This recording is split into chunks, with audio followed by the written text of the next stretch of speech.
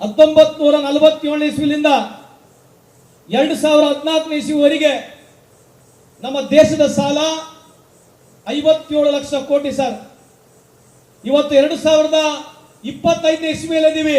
ಈ ದೇಶದ ಸಾಲ 210 ಲಕ್ಷ ಕೋಟಿಗೂ ಹೆಚ್ಚಿದೆ. ಇದ್ರ ಬಗ್ಗೆ ಬಿಜೆಪಿ ಅವರು ಮಾತನಾಡಂಗಿಲ್ಲ. ಯಾವ 27,000 ರೂಪಾಯಿ ಒಂದು ತೊಲೆ ಬಂಗಾರ ಇತ್ತು, ಇವತ್ತು 87,000 90,000 ರೂಪಾಯಿ ಹೋಗಿದೆ. ಯಾರು ದೇಶದಲ್ಲಿ ಪ್ರಶ್ನೆ ಮಾಡಂಗಿಲ್ಲ. 15 ಲಕ್ಷಕ್ಕೂ ಹೆಚ್ಚು ಕೋಟಿ ಈ ದೇಶದಲ್ಲಿ ಉದ್ಯಮಿದಾರರು ರೈಟ್ ಆಫ್ ಮಾಡಿದ್ದಾರೆ. ಇದ್ರ ಬಗ್ಗೆ ಯಾರು ಚರ್ಚೆ ಮಾಡಕ್ ಹೋಗುದಿಲ್ಲ. ಸುಮಾರು 1.5 ಲಕ್ಷಕ್ಕೂ ಹೆಚ್ಚು ರೈತರು ಕಳೆದ 10 ವರ್ಷದಿಂದ ಆತ್ಮಹತ್ಯೆ ಮಾಡ್ಕೊಂಡಿದ್ದಾರೆ. ಇದ್ರ ಬಗ್ಗೆ ಯಾರು ಚರ್ಚೆ ಮಾಡಕ್ ಹೋಗುದಿಲ್ಲ. ಯಾವುದು make in India make in India make in India ಅಂತ ಮಾತನಾಡ್ತಕ್ಕಂಥ ನರೇಂದ್ರ ಮೋದಿ ಅವರು ಮೇಕು ಇಲ್ಲ, ಇಂಡಿಯಾನೂ ಇಲ್ಲ. ಯಾವ ಚೈನಾದವರಿಗೆ ನಾವು ನಿಂದಿಸ್ಬಿಡ್ತೀವಿ, ಟಿಕ್ ಟಾಕ್ ನಿಂದಿಸಿದ್ರು ಚೈನಾದವರಿಗೆ, ಗೊತ್ತಾ ನಿಮಗೆ? ನಾವು ಇನ್ನು ಮೇಲೆ ಚೈನೀಸ್ ಪ್ರಾಡಕ್ಟ್ಗಳು ತರೋದಿಲ್ಲ, ಚೈನಾದವರಿಗೆ ನಾವು ಏನು ಅವಕಾಶ ಕೊಡೋದಿಲ್ಲ ಅಂತ ಹೇಳಿ ಟಿಕ್ ಟಾಕ್ ನಿಂದಿಸಿದ್ರು.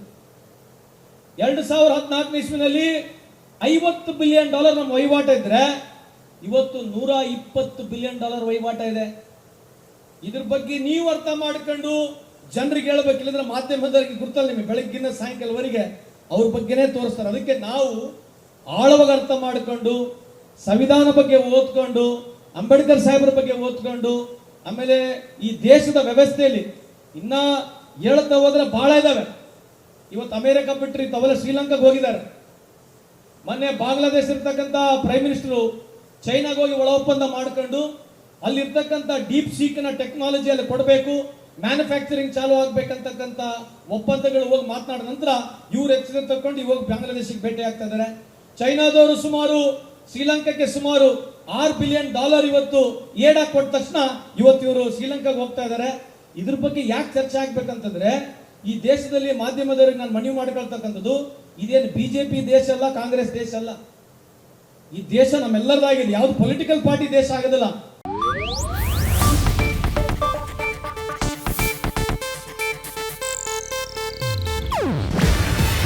ಇದು ಏಷ್ಯಾನೆಟ್ ನ್ಯೂಸ್ ನೆಟ್ವರ್ಕ್ ಪ್ರಸ್ತುತಿ. ನೀವು ನೋಡ್ತಿದ್ದೀರಾ ಏಷ್ಯಾನೆಟ್ ಸುವರ್ಣ ನ್ಯೂಸ್.